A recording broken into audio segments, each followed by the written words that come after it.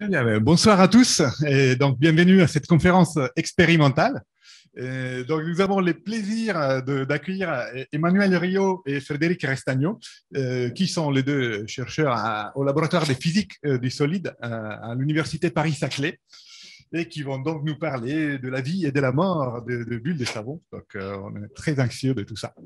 Moi, je veux bien faire une conférence sur les bulles de savon, mais il y a déjà quelqu'un. Mais Pierre-Yves, enfin, Bonjour. bonjour. Qu'est-ce que tu fais là? Ah bah, Nous, on est venus pour faire une conférence. On n'est pas venu bosser avec toi. Je veux dire, aujourd'hui, c'était nous seuls sur scène, quoi. moi j'ai réservé la salle parce que je suis en train de répéter un spectacle. Je vous présente Maurice, le petit bonhomme en mousse là. Et moi j'ai payé en liquide, c'est Fabrice qui m'a pris l'argent. Oui, mais quand même, c'est quand même. Tu vois, nous, on vient de se taper 2 ans de Covid. On n'a pas pu faire des conférences autrement qu'en Zoom. Alors là, on l'a fait un peu en Zoom, mais là, on avait du public et on était content de faire la conférence. On n'avait pas envie de partager la scène avec toi. Ah ouais, mais moi je prépare mon spectacle. Hein. On va descendre d'un cran, on va se calmer. Écoutez, moi, je propose qu'on essaye de faire quelque chose ensemble. Étant donné qu'on est là, on va essayer de travailler ensemble. D'autant que, disons les choses clairement, c'est pas perpendiculaire à ce qu'on fait d'habitude, de partir sur des vrais problèmes de la vie quotidienne et d'essayer de faire de la physique avec. Regarde, là, il y a plein de questions auxquelles on peut essayer de répondre. Il y a une mousse, dedans, il y a des bulles. Quelle est la forme de ces bulles? Qu'est-ce qui donne leur couleur? Pourquoi ça tient, etc. Moi, ce que je propose, c'est qu'on essaye de travailler là-dessus ensemble. On essaye de. Bon. Moi, si vous arrivez à expliquer ces trucs-là, moi je suis d'accord. Hein. Alors, un peu de Hein. ces trucs-là, parce qu'on n'avait quand même pas prévu exactement de parler de Maurice, quoi. D'accord, mais je vous présente quand même. Mais on avait quand même prévu de parler de bulles. Et bon, donc on va mettre ton nom quand même, puisque tu es là. Et qu'on sait que tu aimes bien qu'on mette ton nom. Et donc, on va essayer d'expliquer. On va commencer par la première chose qu'il faut pour comprendre la physique de Maurice. Et la physique de Maurice, pour la comprendre, il faut parler de tension superficielle. Alors, ou de tension de surface. Donc, en fait, c'est quoi la tension de surface? C'est le fait que les molécules à l'intérieur d'un liquide, donc un liquide, c'est fabriqué de petites molécules, et les molécules, ce sont des animaux sociaux, un peu comme nous, c'est-à-dire qu'essentiellement, elles préfèrent, les molécules, être entourées de molécules qui sont exactement comme elles. Donc, quand on a une molécule d'eau qui est dans de l'eau liquide, ici à l'intérieur de ce récipient, elle est parfaitement satisfaite parce qu'elle est entourée de molécules qui sont exactement comme elle. Par contre, quand on met une molécule à la surface du liquide, ben là, elle a beaucoup moins de voisins autour d'elle. Elle est entourée d'air plutôt que d'être entourée de molécules de liquide. Et comme elle est entourée pour une partie d'air, elle est très, très mécontente. Et le fait qu'elle soit très mécontente, enfin, je fais un peu d'anthropocentrisme, mais le fait que ça soit défavorable, pour aller déjà un peu plus comme un physicien, le fait que ça soit défavorable de mettre une molécule à l'interface plutôt que de mettre une molécule dans le volume, ça a un coût énergétique, donc ça coûte de l'énergie, et cette énergie que ça coûte de mettre une molécule à la surface, ça s'appelle la tension superficielle. Cette énergie qu'on a à payer pour fabriquer de la surface, c'est une énergie par unité de surface et on la note gamma en général. Et donc, comme c'est une énergie par unité de surface, on la mesure en général en joules par mètre carré. Donc, quelle est la manifestation la plus directe de cette tension superficielle? Ou plus exactement, déjà, pourquoi on appelle cette énergie par unité de surface, pourquoi on appelle ça une tension? Ça, pour comprendre ça, on peut faire une petite expérience. Donc ça, c'est une vidéo qu'on a piquée à nos collègues David Quéré et Christophe Clanet.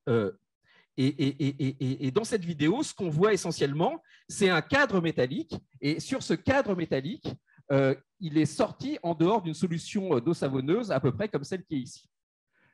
Donc, il apparaît brillant à cause de la réflexion de la lumière sur la face supérieure du film de savon. Et ce que vous voyez, c'est qu'il y a posé sur ce cadre rectangulaire une petite tige métallique. Et cette petite tige métallique, initialement, elle est immobile. Donc, ce qu'on va faire, c'est qu'on va venir percer. Alors, vous voyez dans le coin des choses intéressantes, mais on perce à droite. Et quand on perce à droite, ce qu'on voit, c'est que la tige se déplace. Il y a une force qui est appliquée sur la tige. Ouais. Moi, ça, c'est un truc que je fais souvent, ça, en spectacle. Hein. C'est vrai? Bah oui. Tu veux voir? Bah ouais, je veux bien. Tu vas prendre ça. Ouais. Vas-y, tu vas tremper dans le savon. Voilà. Tu vas l'étendre, tu vas faire un film. Je trouve que ça ressemble étrangement à ce que... C'est un peu plus grand que ce que je vous ai montré.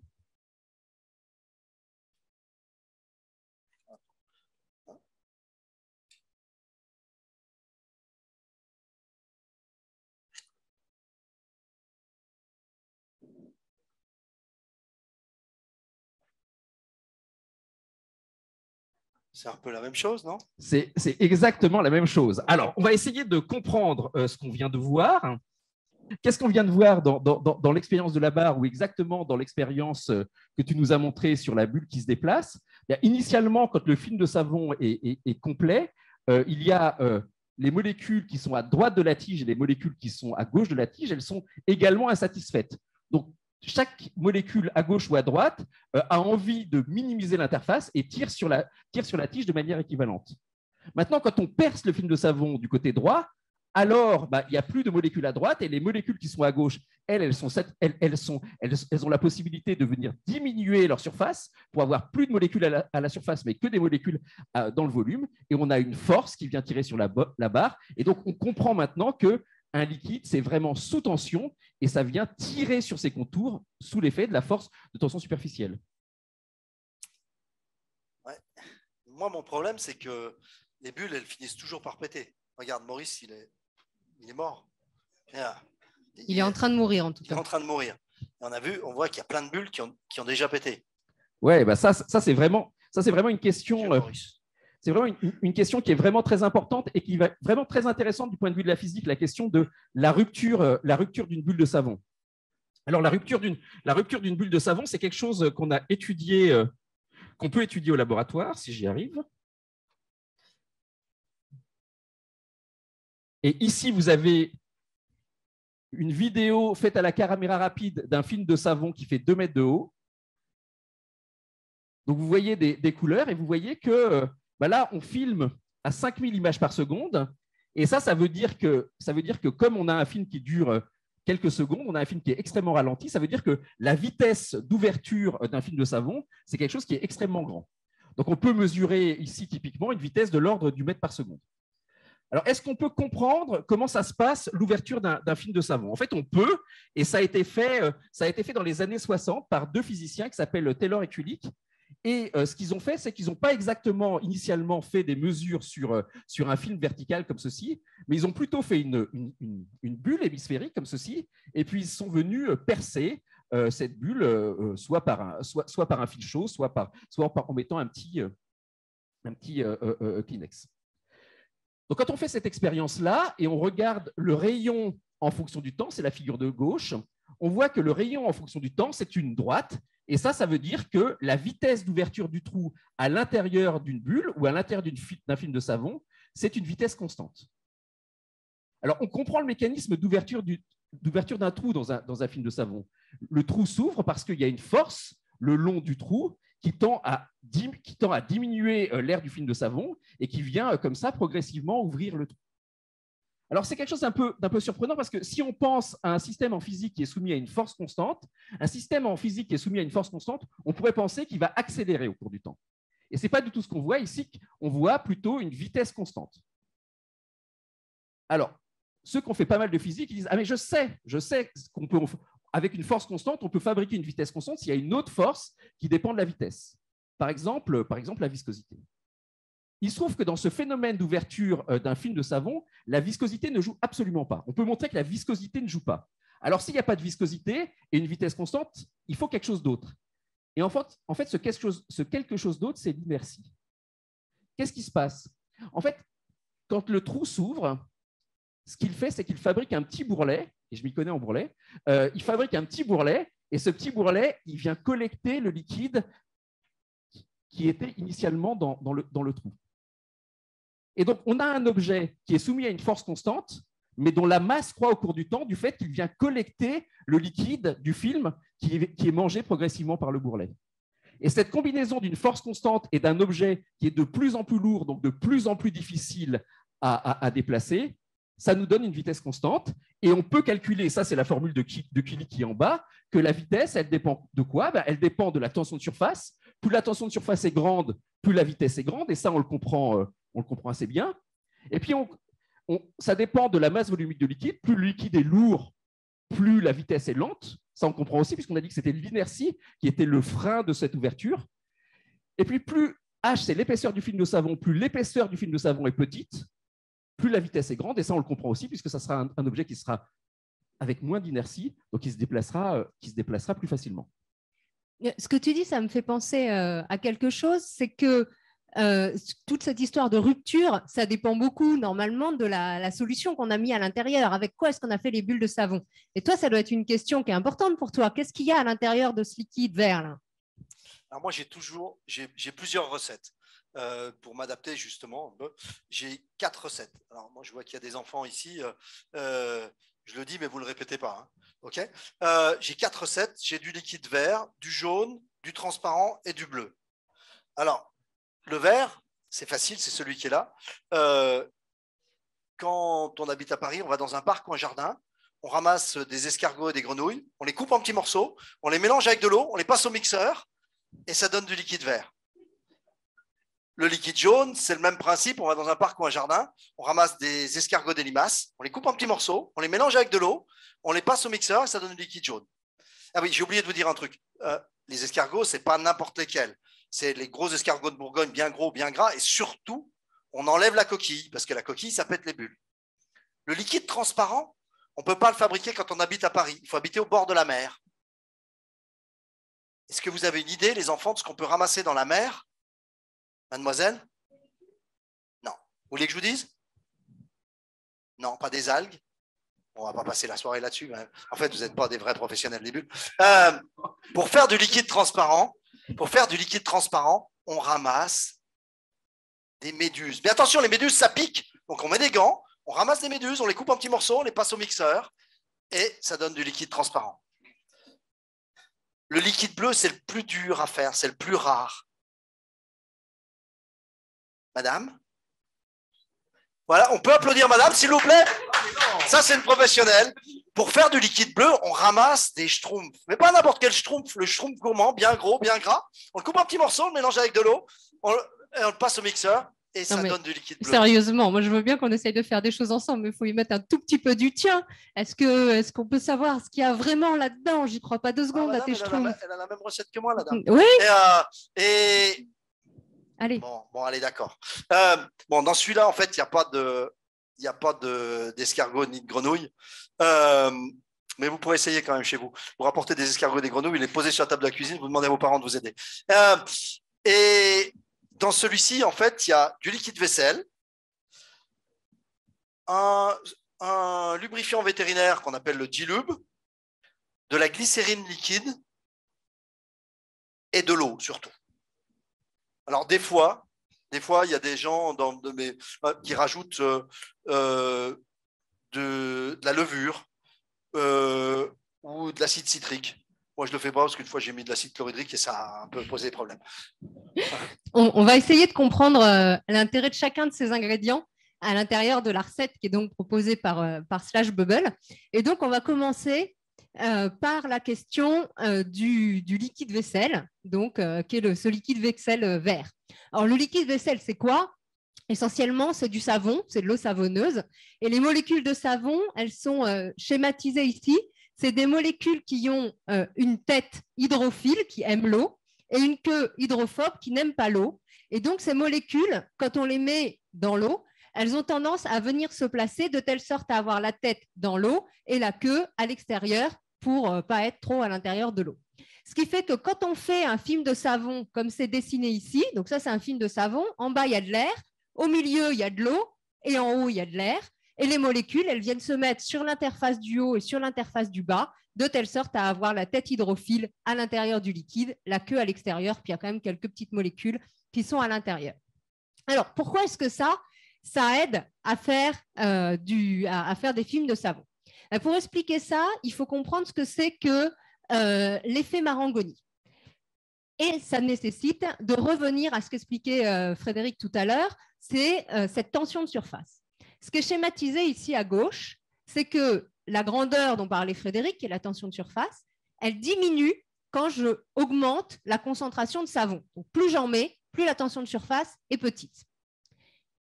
Ici, vous avez une interface. Donc, en bas, il y a de l'eau et du savon. Et au-dessus, il y a de l'air, les petites molécules qui sont à l'interface. Et puis, vous voyez que pour une raison ou pour une autre, il y a plus de molécules ici à gauche que ici à droite. Comme il y a plus de molécules à gauche, la concentration est plus grande. Comme la concentration est plus grande, comme la concentration est plus grande, la tension de surface est plus petite et plus grande, Et à droite, il y a moins de molécules, petite concentration. Il a l'envers mon truc, non? Ok. Peu de molécules, petite concentration, grande tension de surface, ça tire plus fort. Donc, l'idée, c'est que les surfaces sont en train de tirer sur leur contour, comme expliquait Frédéric tout à l'heure. Là où la tension de surface est grande, si c'est ça qui est là où la tension de surface est grande, ça tire fort. Là où la tension de surface est petite, ça tire pas fort. Et donc, on a une force qui va des petites qui tire vers les grandes tensions de surface et donc vers l'endroit où il n'y a pas beaucoup de savon. Ça s'appelle l'effet Marangoni. Alors, je vais essayer de vous remettre tout à l'endroit sur cette slide-là. Donc, l'idée, c'est que s'il y a un trou qui se fait à la surface, c'est-à-dire qu'au début, on a du savon partout et à un moment donné, il y a un endroit où il y a moins de molécules de savon. Comme il y a moins de molécules de savon à cet endroit-là, il y a une plus grande tension de surface, donc ça va tirer plus fort et donc ça va ramener des molécules à l'endroit qui est déplété en molécules de savon. Donc cet effet Marangoni, il sert à combler les trous. S'il y a un endroit où on a moins de molécules qui protègent la surface, ça tire un coup et ça revient à une surface qui est complètement remplie de molécules de savon. Donc c'est à ça qu'il sert. Alors, c'est quelque chose qui est connu et compris, mais pour essayer de mieux comprendre la recette de Slash Bubble, récemment, on a fait des expériences en laboratoire pour essayer de quantifier comment est-ce que ce savon il peut servir à stabiliser les bulles. Et donc, c'est une expérience qui a été mise en place pendant la thèse de Marina Pasquet, qu'on a encadrée avec Frédéric, et qui consiste donc à faire une grosse bulle de 10 cm de diamètre et à mesurer combien de temps elle vit. Et ce qu'elle a mesuré, c'est que le temps de vie de cette bulle diminue avec la concentration en savon. Donc, plus je mets de savon, moins ça dure longtemps. Donc, ça, c'est contre-intuitif et ça explique, par exemple, que quand votre enfant renverse son truc à bulles, vous dites « je vais mettre plein de savon et un tout petit peu d'eau pour qu'il fasse des belles bulles », et c'est une erreur, il ne faut pas en mettre trop. Alors, du coup, on pourrait se dire qu'il faut en mettre le moins possible, mais il y a un deuxième effet qu'a aussi mesuré Marina Pasquet pendant sa thèse, qui est la facilité à faire des bulles. Donc, elle a monté une deuxième expérience où on souffle dans un film de savon et on compte combien de bulles on arrive à fabriquer en fonction de la concentration en savon. Et là, en bleu, vous voyez le nombre de bulles qu'on fabrique en fonction de la concentration. Et ce que vous voyez, c'est que plus la concentration est grande, plus on fait de bulles. Et en orange, ce que vous voyez, c'est que plus la concentration est grande, moins on risque d'en faire aucune. Car la probabilité d'échec est plus importante si on met, la probabilité d'échec est plus importante si on met pas beaucoup de savon. Et du coup, il y a un compromis. Il faut mettre suffisamment de savon pour arriver à faire des bulles, mais pas trop, sinon elles ne durent pas longtemps. Et en fait, du coup, le compromis, il tombe autour de 4%, qui est ce qu'on retrouve dans la recette de Slash Bubble. C'est du bol, hein. Alors, deuxième ingrédient, donc le J-Lube, qui est donc un lubrifiant vétérinaire, et qui en fait, dedans, l'ingrédient essentiel, c'est le PEO, qui est donc un polymère, c'est-à-dire une longue chaîne de molécules. C'est-à-dire que là, vous avez une grande chaîne polymère, qui est une chaîne très molle, comme ça, qui peut se replier sur elle-même. Alors, qu'est-ce que ça fait, le J-Lube? Ça augmente ce qu'on appelle la viscosité élongationnelle. Alors, qu'est-ce que c'est que la viscosité dont tu as parlé déjà tout à l'heure? C'est le fait que quand je remue une cuillère en bois dans un liquide, c'est plus ou moins difficile. Dans de l'eau, c'est facile, la viscosité est faible. Dans du miel, c'est difficile, la viscosité est grande. Ça s'appelle la viscosité de cisaillement. Le PEO ou le GELUP, ça n'a pas tellement d'effet sur cette viscosité de cisaillement, un peu, mais à ces concentrations. À ces concentrations, ça a peu d'effet. Par contre, ça a beaucoup d'effet, même quand on en met un tout petit peu, sur la viscosité élongationnelle, c'est-à-dire que ça va permettre au liquide de résister à l'allongement, qui est exactement ce qu'on fait quand on essaye de faire une bulle. On fabrique un film très mince, on essaye de tirer dessus, et ce que ça va permettre, c'est qu'on puisse tirer comme ça, allonger fortement le film sans qu'il casse. Et récemment, donc, il y a des collègues, donc Frazier et collaborateurs, qui ont mesuré pour ces petites concentrations de PEO la viscosité élongationnelle en regardant à quel point c'est facile de faire un tout petit filet comme ça. Et ils ont montré qu'effectivement, plus cette viscosité était grande, plus c'était facile de faire des films avec. Donc, c'est ça l'explication qui est derrière. Dernier ingrédient, le glycérol. Alors, Slash Bubble met un tout petit peu de glycérol à l'intérieur. Et en fait, la raison, c'est que le glycérol, c'est une molécule qu'on appelle hygroscopique, c'est-à-dire que le film dans lequel il y a du glycérol va absorber des molécules d'eau qui se trouvent à l'intérieur de l'air. Et ça peut avoir un effet très important sur les bulles de savon, puisqu'en fait, la fine pellicule de liquide, si elle s'évapore, elle va s'évaporer très vite parce qu'elle est toute petite, et donc les bulles vont claquer. Et encore une fois, très récemment, c'est un papier de 2022, nos collègues de Lille ont montré qu'on pouvait faire ce qu'ils ont appelé une bulle éternelle en rajoutant un peu de glycérol à l'intérieur d'une bulle de savon. Alors, ils trichent un peu, ce n'est pas vraiment une bulle de savon, c'est une bulle qui est stabilisée par des particules pour qu'elle soit moins fragile. Mais ce qu'on voit sur cette courbe, c'est que si on mesure la masse des bulles au cours du temps, si on ne met pas de glycérol, en quelques minutes, en une minute en fait, en quelques minutes, la masse devient nulle et en fait la bulle éclate. Alors que si on rajoute du glycérol, on va réussir à stabiliser la masse au cours du temps. Donc ça veut dire qu'on ne va plus avoir d'évaporation et donc on va avoir cette bulle éternelle. Moi, il y a une expérience ou un tour, moi j'appelle ça plutôt des tours, vous appelez ça des manips ou des expériences, que j'aime bien, c'est celle du volcan. Bah, montre-nous. Vous voulez voir? Vas-y.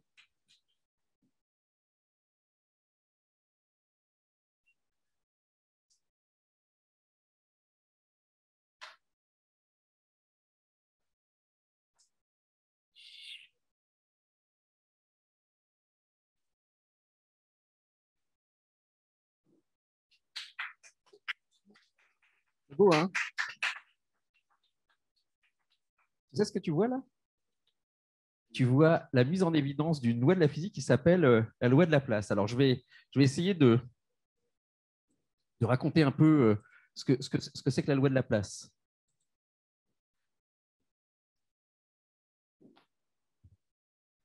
Ou la pression de Laplace.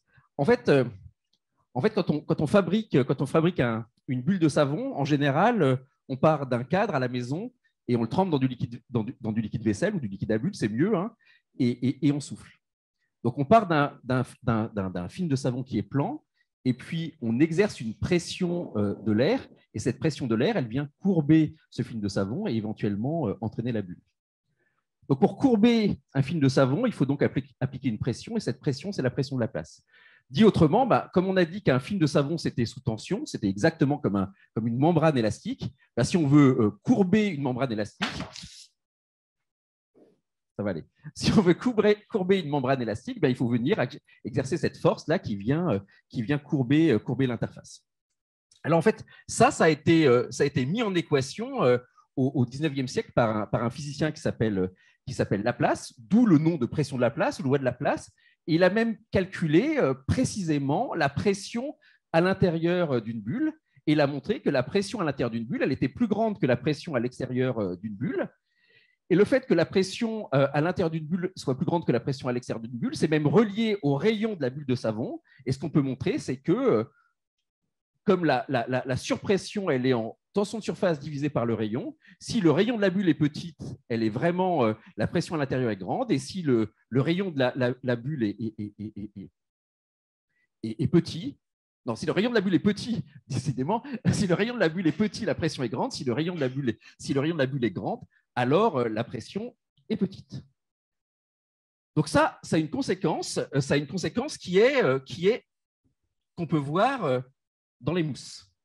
Attends, moi il y a un truc quand même, c'est que tes histoires de pression, de dépression, ça me fait penser à la météo et ça me fait penser à un tour que je fais. Tu veux voir? Allez. Mais oui.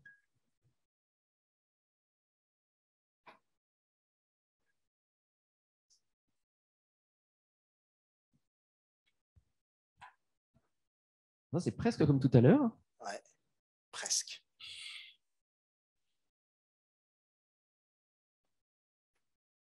C'est là que ça change. Regarde bien. Ça fait tornade. Ah, c'est vraiment magnifique. Alors, dans ce tour, alors en fait, on voit deux choses. On voit la première chose, enfin, on voit la deuxième chose, disons, qui est cette tornade. Cette tornade, elle est liée au fait que quand tu fabriques, quand la deuxième bulle se perce dans la première, tu fabriques de la fumée qui a initialement un peu de vitesse. Et la fumée tourne gentiment à l'intérieur de la bulle. Et puis, la bulle diminue. Et quand la bulle diminue, il y a un phénomène physique qui s'appelle la conservation du moment cinétique. Et comme la bulle est plus petite, alors pour conserver le moment cinétique, la fumée doit tourner plus vite, et plus c'est petit, plus elle va vite, d'où cet effet un peu...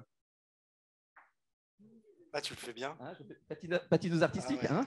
Et donc la patineuse artistique, elle fait exactement comme la fumée dans ta bulle. Quand elle a les bras écartés comme ceci, elle tourne lentement. Et quand elle ramène les bras vers le centre, alors elle tourne plus vite pour garder ce moment cinétique. Et dans la tornade, tu as cette chose-là. En fait, ça, c'est un principe général qui n'est pas vraiment lié à la physique des bulles. Mais moi, ce qui m'intéresse plus, c'est ce qu'on a vu au tout début. C'est-à-dire quand tu as percé le film de savon entre la bulle blanche et la bulle noire. Et quand tu as fait ça, ce qu'on a vu, c'est qu'immédiatement, la petite bulle s'est vidée dans la grosse bulle. Le fait que les petites bulles se vident dans les grosses bulles, ça a vraiment une conséquence très importante en physique, et ça s'appelle le mûrissement des mousses. C'est-à-dire que quand on a une mousse comme Maurice, qu'on avait initialement, Maurice vieillit pour plusieurs raisons. Alors, il vieillit parce que le liquide se draine, c'est-à-dire l'eau à l'intérieur de Maurice tombe sous l'effet de la gravité. Il mûrit sous l'effet de la coalescence, c'est-à-dire de temps en temps, il y a des films de savon qui séparent deux bulles qui claquent. Par exemple, à cause de l'évaporation dont on a parlé. Et puis, il vieillit aussi à cause du mûrissement d'Oswald, qui fait que, comme les bulles à l'intérieur de Maurice n'ont pas toutes la même taille, il y a des petites bulles et des grosses bulles. En permanence, les petites bulles se vident dans les grosses bulles et les petites bulles sont mangées par les grosses. Alors ça, on a une vidéo de ça, normalement. Ça fait 3 fois que je la mets. Hein. Il faut que je clique. Oui, clique donc. J'ai besoin d'être assisté, moi. Donc ici, vous avez une mousse à 2 dimensions qu'on voit filmer par le dessus. C'est une image qui est tirée de la thèse d'Émilie Forel, qui avait fait sa thèse sous la direction d'Emmanuel. Et si vous suivez une petite bulle au cours de la vie de cette mousse, ce que vous voyez, c'est qu'en permanence, les petites bulles se vident dans les grosses grossissent et deviennent tellement grosses qu'à la fin, elles envahissent tout l'ensemble. Et je la remets une fois, mais ça va tout seul. Donc, suivez une petite, par exemple, et puis vous voyez que sa taille diminue au cours du temps. Et ça, c'est vraiment lié à cette différence de pression. La pression n'étant pas la même dans les petites bulles et les grosses bulles, les petites vont systématiquement se vider dans les grosses bulles, puisque l'air va des hautes pressions aux basses pressions, comme en météo. Alors, ce mûrissement d'Oswald, on peut le voir quand on étudie la physique des boissons liquides. Donc ici, vous avez différentes boissons liquides. Alors, vous avez à droite de l'eau gazeuse, du Coca-Cola, du champagne, une bière blonde typique, ici Heineken, et puis à gauche de la bière Guinness. Alors, il y a plusieurs choses qui sont intéressantes avant de parler du mûrissement, avant de parler de comment on peut voir le mûrissement sur ces vidéos. Il y a déjà une première chose intéressante qui est de regarder ce qui se passe entre l'eau à bulles et le champagne. il n'y a pas beaucoup plus de bulles dans le champagne que dans l'eau à bulles. Et pourtant, l'eau à bulles, ça mousse beaucoup moins que le champagne. Et la raison, c'est les protéines. Il y a un peu de protéines dans le champagne, et ces protéines, elles viennent agir un peu comme le savon. Alors, c'est un peu moins efficace que le gélup, mais elles viennent agir un petit peu comme le savon, et elles viennent stabiliser la mousse du champagne. Donc ça, c'est une première chose qu'on voit sur ces images si on veut comprendre la différence de mousse entre l'eau à bulles et le champagne.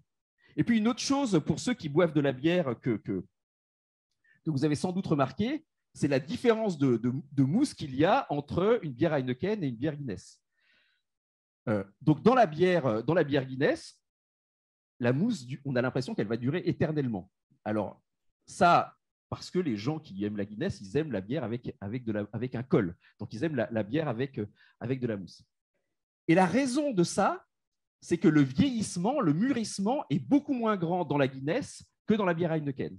Et pourquoi le mûrissement est moins grand dans la Guinness que dans la bière Heineken? C'est que le gaz qu'on met pour faire la Guinness, ce n'est pas exactement le même gaz que le gaz qu'on met pour faire la bière Heineken, ou pour faire à peu près toutes les autres bières. En général, le gaz qu'il y a pour faire de la bière, c'est du gaz carbonique, du dioxyde de carbone. Et ça, ce gaz-là, c'est un gaz qui est très soluble dans l'eau. Et comme il est très soluble dans l'eau, il passe très facilement des petites bulles aux grosses bulles. Et donc, le mûrissement est très efficace dans les bières normales. Et donc, elles finissent toujours par avoir une mousse qui disparaît. Dans la bière Guinness, les tireuses sont modifiées. Et elles sont modifiées pour mettre beaucoup plus de diazote, un gaz qui est beaucoup moins soluble dans l'eau. Et comme ce gaz est moins soluble dans l'eau, alors il va passer beaucoup moins facilement des petites bulles aux grosses bulles. Et donc, le mûrissement est beaucoup moins efficace. Et ça permet de comprendre pourquoi ces mousses-là sont beaucoup plus stables dans la Guinness que dans la bière Heineken. Alors, je suis un peu perdu pour être vraiment honnête. Tu voulais voir une petite bulle et une grosse bulle, peut-être. C'est ça. Parce que c'est inspirant ce que tu dis. Moi, je pense que je peux te montrer la différence. Petite bulle et une grosse bulle. Voilà. C'est les mêmes objets. Il y en a un qui est un peu plus grand que l'autre. Donc, là, on voit une autre manifestation de cette pression de Laplace. C'est-à-dire qu'on a dit tout à l'heure que les petites bulles étaient sous pression et que la pression était plus grande dans les petites bulles que dans les grosses bulles. Et donc, comme là, la petite bulle, elle est sous haute pression, elle est comme un ballon très gonflé. Et donc, elle reste bien ronde. Tandis que la grosse bulle, elle est un peu flasque parce que la pression est moins grande, c'est comme un ballon moins gonflé. Et donc, n'importe quelle petite perturbation liée à un courant d'air, liée à un changement de température dans la salle, liée à une respiration de quelqu'un, fait qu'elle va changer de sa forme sphérique vers ces formes un peu patatoïdes qu'on vient de voir. Donc, si je les laisse tranquilles, elles sont rondes. Ou alors, pas totalement. C'est un tout petit peu plus compliqué que ça.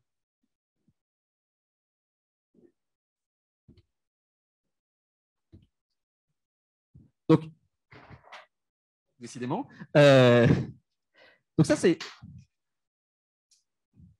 T'as peur que je le casse? C'est à moi. J'ai peur que tu te casses. Donc, ce qu'on voit ici, c'est une expérience qui a été... Donc, c'est une expérience de laboratoire qui a été réalisée par Christophe Clanet, qui est le monsieur debout à gauche sur cette photo. Et donc, c'est une expérience qui a été réalisée au laboratoire d'hydrodynamique de l'École Polytechnique. Et donc, la question à laquelle il voulait répondre, c'est exactement la question que Slash Bubble vient de me poser, qui est: est-ce que les grosses bulles, si on les laisse vraiment tranquilles, elles sont tout à fait rondes? Donc, ce qu'il a fait, c'est qu'il a fait des bulles à la surface d'une piscine qu'il a achetée avec les sous du contribuable. Donc, ça doit être un moment assez difficile quand on doit négocier avec l'agent comptable de dire: est-ce que tu pourrais acheter une piscine pour faire des manips au laboratoire? Donc, il a acheté une piscine et il a regardé si la forme des bulles était… Alors, sur une piscine, vous n'allez pas faire une bulle ronde, mais si la forme des bulles était un demi-cercle. Et demi-sphère. Un dôme. Et alors, ça peut se voir en regardant, par exemple, le rayon de la bulle en fonction, le rayon de la bulle mesuré verticalement en fonction du rayon de la bulle mesuré latéralement. Si c'était un demi-sphère, la hauteur verticale devrait être égale à la hauteur latérale. Et ça, c'est exactement ce qu'on aurait si on était sur la ligne en pointillé ici. Et vous voyez que les points qu'il a mesurés ne sont pas du tout là-dessus. Alors, pourquoi ils ne sont pas du tout là-dessus? Parce que Parce qu'il y a un truc dont on n'a pas du tout parlé jusqu'à présent, c'est que la petite pellicule de liquide qui constitue la surface de la bulle, ça a un poids. Et donc, ça vient appuyer un petit peu sur la bulle. Donc, elles ne sont pas totalement hémisphériques, elles sont légèrement aplaties du fait de la gravité. Alors, le poids est tout petit, hein, ça fait à peu près quelques dizaines de micromètres ou un peu plus, les bulles de savon. Et donc, la taille de la bulle pour laquelle on va pouvoir commencer à sentir cet effet d'affaissement du fait de la gravité, c'est typiquement 5 mètres. Donc, voilà, on a globalement des objets qui sont presque toujours sphériques avec un tout petit effet de la gravité. Alors là, on est en train de parler d'effets qui sont vraiment tout petits. Il faut arriver à une bulle de 5 mètres et la bulle, elle reste quasiment demi-sphérique. En fait, il peut y avoir des effets qui sont beaucoup plus importants. Et ces effets beaucoup plus importants sont liés à une chose qu'a mentionné Frédéric tout à l'heure, qui est que la tension de surface, elle oblige les surfaces à être les plus petites possibles. Donc, on a envie de minimiser la surface. Alors, une manière de comprendre ça, c'est de regarder le problème de Steiner, qui est de savoir si je prends 4 points, alors là c'est 4 points en France, à Paris, Nantes, Lyon et Toulouse, et que j'essaye de fabriquer une route qui rejoint ces 4 villes, mais qui est la longueur la plus petite possible, qu'est-ce qu'il faut que je fasse comme forme? Donc, on a ici 3 propositions. Donc, la première proposition, c'est la proposition centralisée à Paris, c'est-à-dire des routes qui vont toutes à Paris, voilà, toutes par la capitale. La deuxième solution, c'est la même, mais on met la capitale centre de France autour de Vichy. Donc, il y a des gens qui ont essayé. Comment ? Enfin, on a essayé, mais ça ne marche pas super. Ça ne marche pas super. Et la troisième solution, qui évidemment est absolument contre-intuitive en termes de fabrication de routes, c'est de faire ce schéma compliqué. Alors, vous aurez compris que si on mesure la longueur totale de la route, eh bien, on obtient une longueur qui est plus petite si on a cette forme qui est un peu étrange, dans laquelle on a les routes qui, en fait, symbolisent les films de savon qui se croisent avec un angle de 120 degrés. Et ça, c'est ça qui va expliquer toutes les formes complexes que vont prendre les bulles. Et donc, par exemple, si on prend des bulles à l'intérieur d'une mousse, eh ben, on voit qu'on n'a pas du tout des sphères, hein. On a des bulles qui sont facettées et qui prennent ces formes qui sont tout à fait particulières. Ça me parle, moi. Vous voulez que je vous montre des trucs? Moi, je fais des choses comme ça. J'utilise ça. Avec plaisir.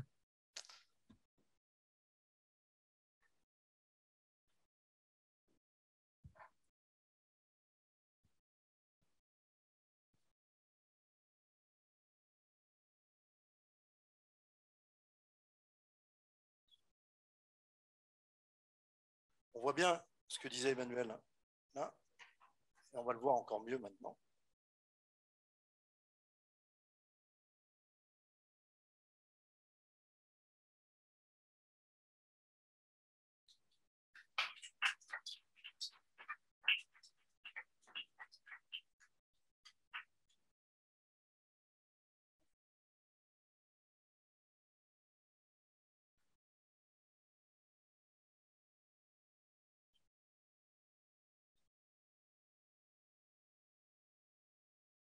On va en faire une autre. On va essayer, là vous voyez, on va essayer de la prolonger.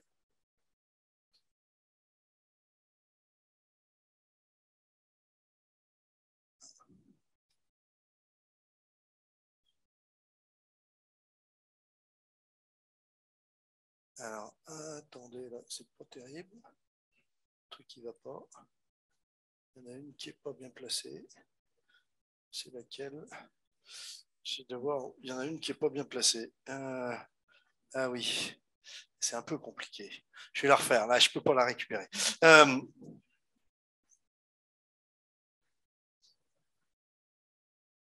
Pour que ça marche, il faut que j'ai des bulles qui soient identiques.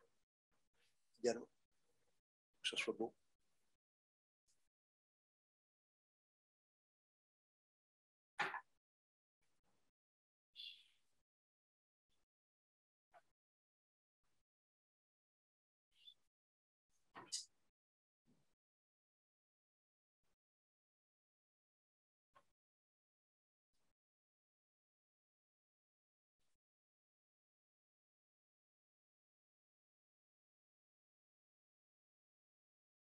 Ah, ça veut pas, ça veut pas. Ça va refaire la même chose que tout à l'heure. C'est un peu chaud ici, non? Je réessaye une dernière fois. Et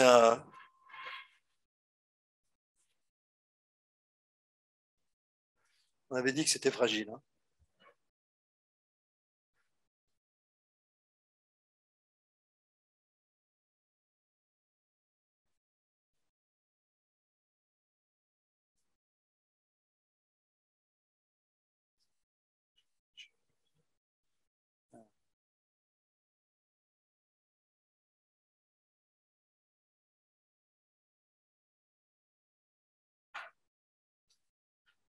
Alors, on va essayer de la rendre visible.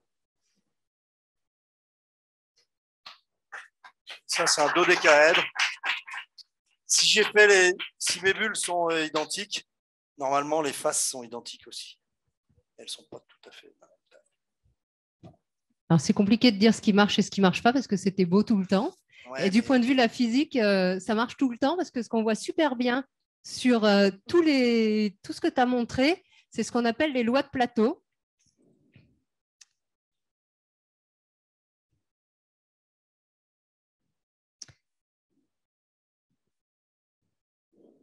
Alors, les lois de plateau, c'est 3 lois et qu'on retrouve partout à chaque fois qu'il y a des bulles qui sont en contact les unes avec les autres.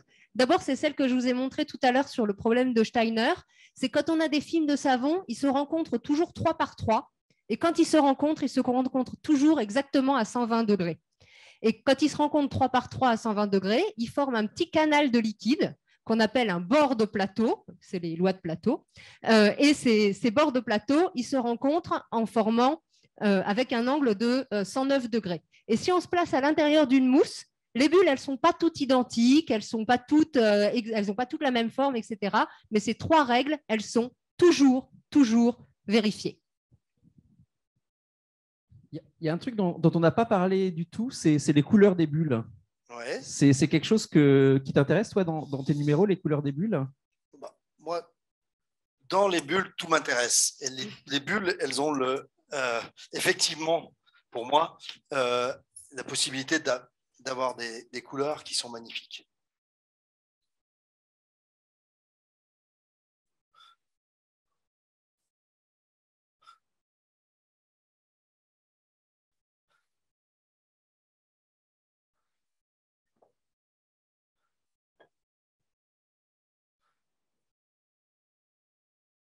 Moi, j'ai pas de piscine parce que je paye moi-même mon matériel. Celle-là, elle est presque hémisphérique. Donc là, on voit quand même très bien les couleurs. Alors, on a vu plusieurs choses. On voit d'abord des espèces de lignes horizontales ici, qui éventuellement un peu fluctuent. On voit que c'est pas coloré partout de la même manière.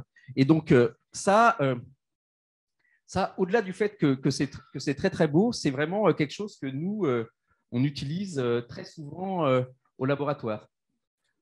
Et donc,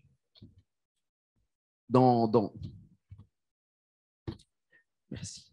Si on veut comprendre la couleur des films de savon, ce qui se passe, c'est que la lumière qui arrive des spots ici arrive sur le film de savon. Et il y a une partie de la lumière, toute petite partie, qui est réfléchie vers vous. Et puis, il y a une partie plus importante qui traverse le film de savon. Et quand il arrive sur la deuxième partie du film de savon, il revient. Et puis, il retraverse l'interface RO.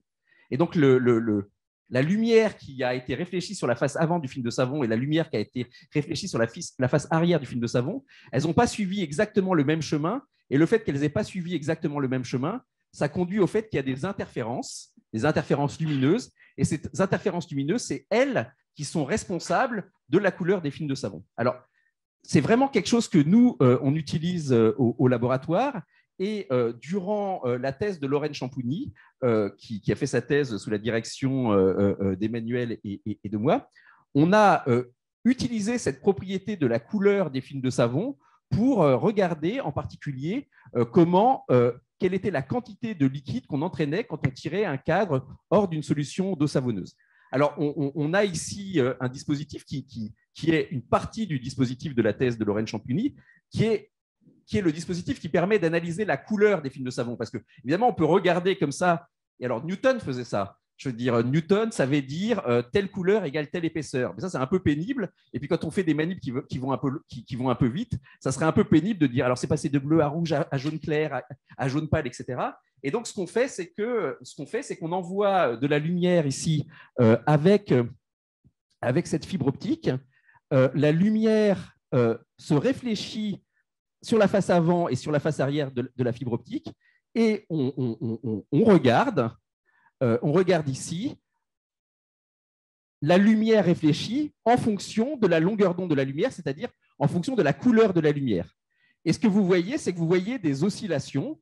Et quand on a ces oscillations, comme ça, sur la courbe lumière réfléchie en fonction de la longueur d'onde, à une forme d'oscillation donnée, on est capable de remonter à l'épaisseur donnée. Alors, ce qu'on voit au cours du temps, c'est qu'au début, il y avait beaucoup d'oscillations. Et là, le temps passe. Et plus ça va, moins il y a d'oscillations. Au début, il y en avait une dizaine, voire plus. Et là, il n'y en a plus que 3 ou 4. Et ça, c'est lié au fait que sous l'effet de la gravité, le liquide draine à l'intérieur du film de savon. D'ailleurs, on le voit de là où je suis, on voit ces espèces d'irisations qui sont exactement les mêmes que celles que vous voyez sur la grosse bulle. Et ce drainage, cet effet de la gravité, et ben ça, on peut le voir là-dessus. Donc, nous, ce n'est pas ça qu'on faisait dans la thèse de Lorraine. On ne regardait pas le drainage, mais on regardait plutôt la manière avec laquelle on entraîne un film de savon qui est, en gros, la chose contraire. Je plonge un cadre en dehors d'une solution d'eau savonneuse et je regarde quelle est la quantité de liquide entraîné. Alors, j'embête beaucoup Emmanuel. Voilà. Et donc, ce qu'on a là, c'est cette idée qu'on avait un peu au départ, qui est qu'on entraîne des films de savon. Quand on entraîne des films de savon, on peut mesurer leur épaisseur avec ce dispositif. Et ici, vous avez l'épaisseur du film de savon adimensionnée par une grandeur qui s'appelle la longueur capillaire, mais en gros, l'épaisseur du film de savon en fonction de la vitesse avec laquelle on tire, adimensionnée par autre chose qui est la viscosité et la tension de surface. Et ce qu'on trouve, c'est quelque chose qui est extrêmement intuitif, qui est que plus on tire vite, plus on entraîne d'eau savonneuse. Donc ça, on le comprend assez bien. Si vous tirez une cuillère hors du miel, vous allez entraîner plus de miel que si vous tirez une cuillère hors de l'eau. Ce n'est pas vraiment l'effet de la viscosité qui nous intéressait. Nous, ce qui nous intéressait, c'est l'effet du tensioactif. Et ce que vous voyez, c'est que vous avez ici, sur cette courbe, 2 concentrations en tensioactif. En orange, des solutions dans lesquelles on n'a pas mis beaucoup de tensioactif, et en violet, des solutions dans lesquelles on a mis plus de tensioactif. Et là, vous voyez quelque chose qui est un peu réminiscent de ce que vous a dit Emmanuel tout à l'heure, qui est que si on met trop de savon dans l'eau savonneuse, alors on entraîne moins efficacement de films de savon. Et ça, c'est lié au fait que si on met trop de savon dans l'eau savonneuse, alors on vient tuer cet effet Marangoni. Et cet effet Marangoni, il est extrêmement important à la fois pour stabiliser les films de savon, mais ce que ça montre, ces expériences, c'est que cet effet Marangoni, il est aussi très important pour entraîner les films de savon dans ces expériences de la thèse de Lorraine. C'est joli, ça, non? C'est joli, ouais. Vous faites ça sur des films de 10 cm? Ouais, plutôt 2 cm même. 2 cm? Ouais. Ah ouais, d'accord. Ah ouais, vous faites des trucs comme ça. Ah ouais. Ah, c'est marrant, quand même. Bon, on n'a pas les mêmes valeurs. Non, on n'a pas les mêmes valeurs, mais c'est quand même... on a quand même un peu... On travaille sur les... C'est rigolo quand même, on travaille sur les mêmes matières. On n'habite pas très loin les uns des autres. Et on est parti sur les mêmes matières dans des directions différentes. Mais qu'est-ce qui vous a fait venir là, vous? Alors, à force d'habiter pas si loin les uns des autres, en fait, on a de voir ces grands films qu'a fait Pierre-Yves, ça nous a donné envie de faire les mêmes en laboratoire. Et donc, c'est à nouveau une expérience qui a été faite lors de la thèse de Marina Pasquet, qui est d'essayer de quitter ces films de 2 cm, assez ridicules pour les artistes bulleurs. J'ai pas dit ça. On l'a entendu quand même. Et de passer à des films métriques. Et donc, ce qu'elle a fait, c'est de fabriquer une expérience, donc vous avez un schéma ici, qui permet de faire des films de 2 mètres de haut et de 70 cm de large, et d'arriver à les prendre en photo, ce qui n'est pas une petite affaire. Et là, vous voyez un film de la fabrication du film. Donc, on a un fil de pêche qui se trempe dans la solution savonneuse, qui monte et qui se trempe à nouveau et monte à nouveau. Et on peut, comme ça, fabriquer des films de 2 mètres de haut en continu pour pouvoir les étudier. Alors, c'est des films qui sont entraînés à plusieurs mètres par seconde, donc tout ça va très vite et extrêmement difficile à regarder. Mais ce que Marina a réussi à faire pendant sa thèse, c'est d'essayer de comprendre quelle est la forme de ces films de savon. Alors, quel est le problème de la forme des films de savon?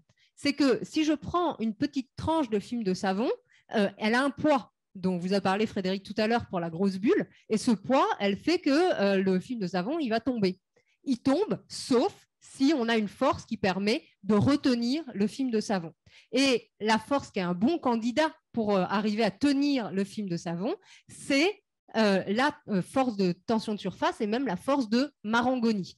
Donc, comme je vous ai très mal expliqué tout à l'heure, on va essayer de faire mieux tout de suite. Si je veux avoir une force qui compense le poids, il faut que j'ai une force de tension de surface qui soit grande en haut et petite en bas pour pouvoir compenser le poids. Alors, pourquoi est-ce que j'aurai une grande tension de surface en haut et une petite tension de surface en bas? Eh bien, si je prends un film d'eau savonneuse et que je tire dessus, il va se passer 2 choses. D'abord, comme je tire dessus, il va devenir beaucoup plus mince.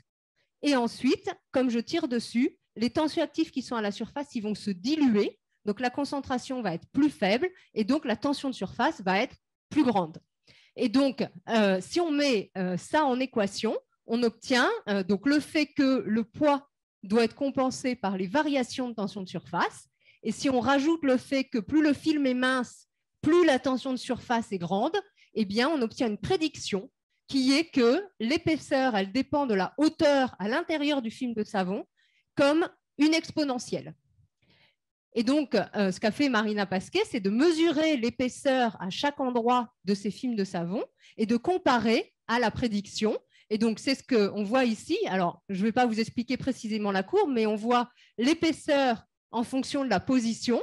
Et ça fait des lignes parce qu'on a tracé en échelle particulière logarithmique. Et en fait, ce qu'on obtient, c'est précisément ces exponentielles. Donc, elle a pu vérifier qu'on obtenait bien des profils exponentiels.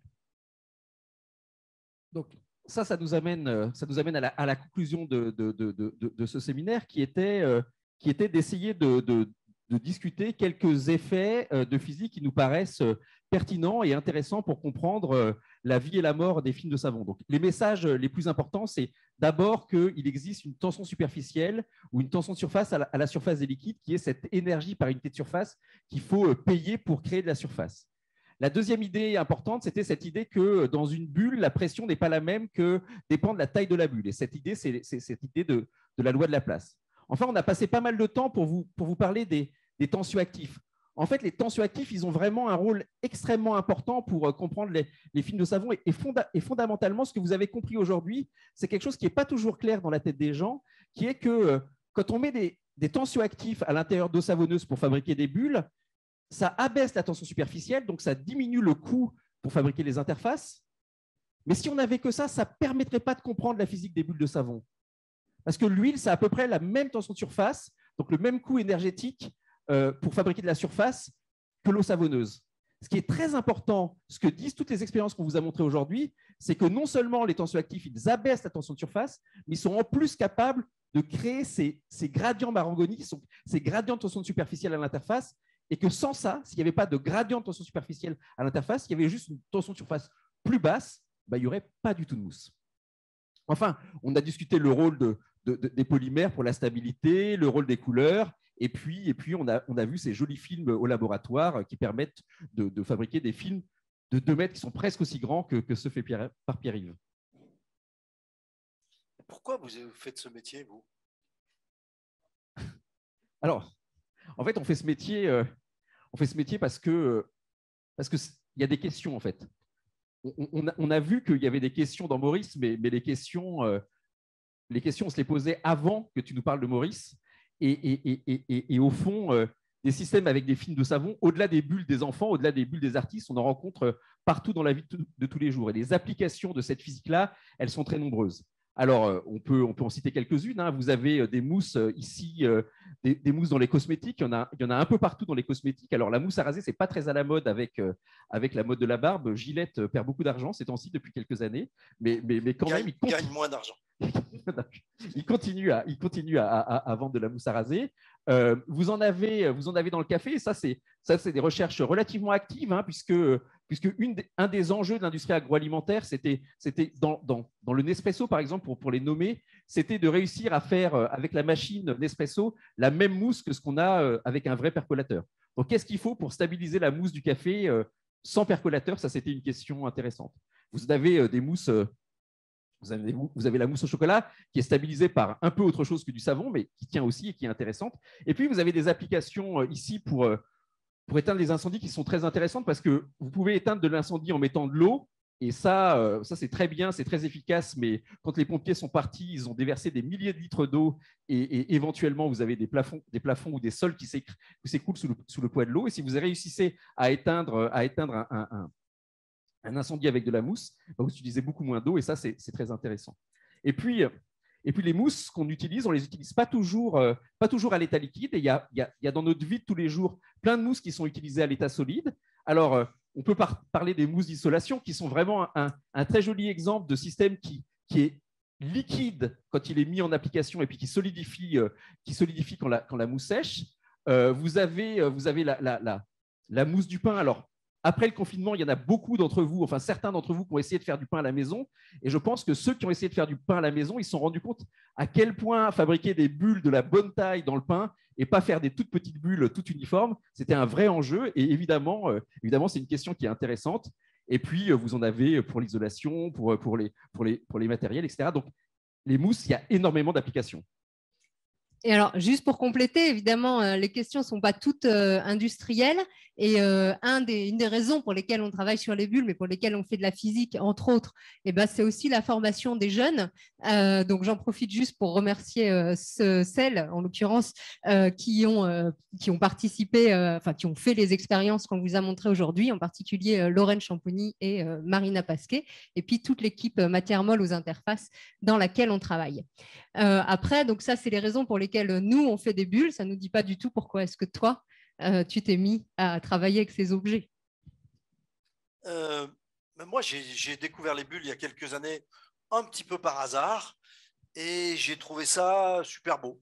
Donc, je me suis dit, je vais essayer de voir ce que j'arrive à construire avec, d'un côté technique, puis après d'un côté artistique.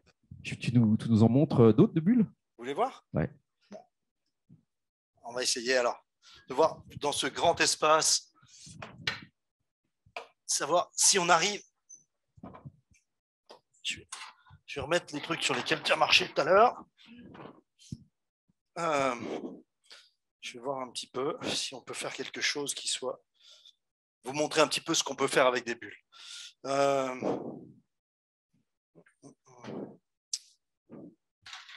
Voilà ce qu'il ne fallait pas faire. Je vais mettre un peu de musique, si vous voulez bien. Je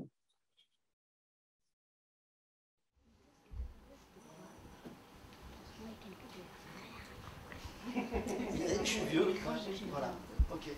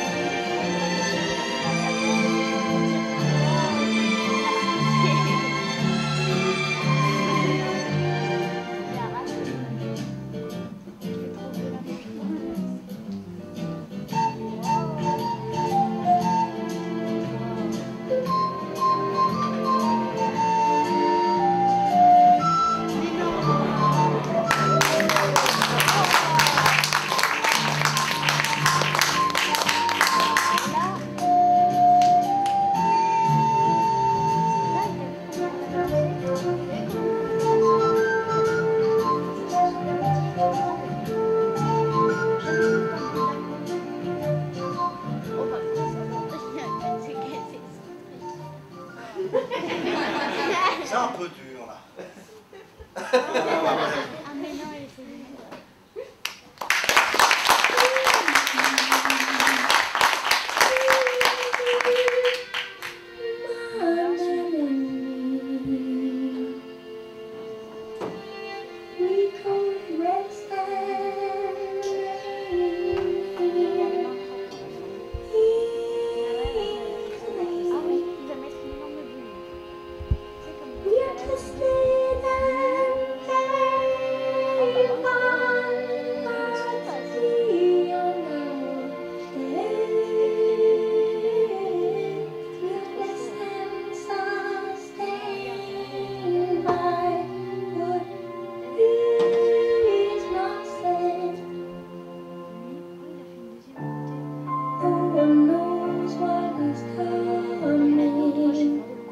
What will harvest just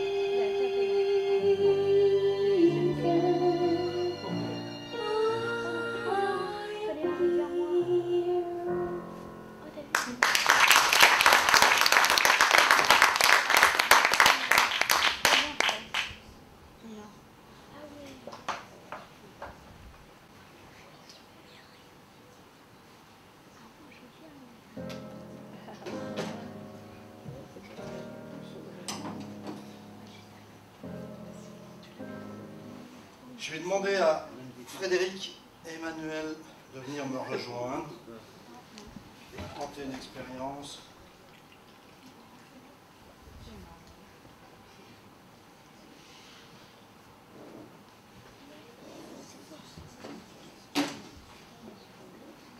Alors, vous allez essayer de rentrer tous les deux dans cette expérience.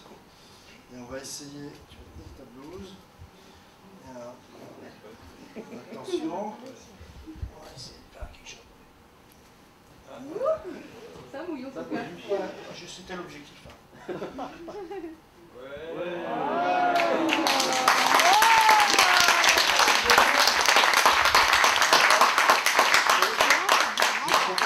Je peux faire une bulle sur ta tête? Ouais. Je te demande d'abord après. Tu me dis oui. Parce que tu me dis après si tu es toujours d'accord.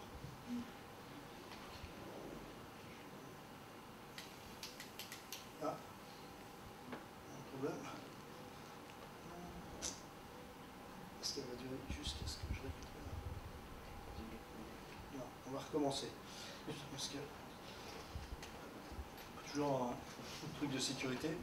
Il faut pas mettre ses clés dessus. Donc, on va recommencer. Je vais faire une bulle sur ma main et tu vas me dire si tu es d'accord pour que je la fasse après sur ta tête. Ça va. Je serai mouillé, quoi. Bah ouais, tu seras un peu mouillé.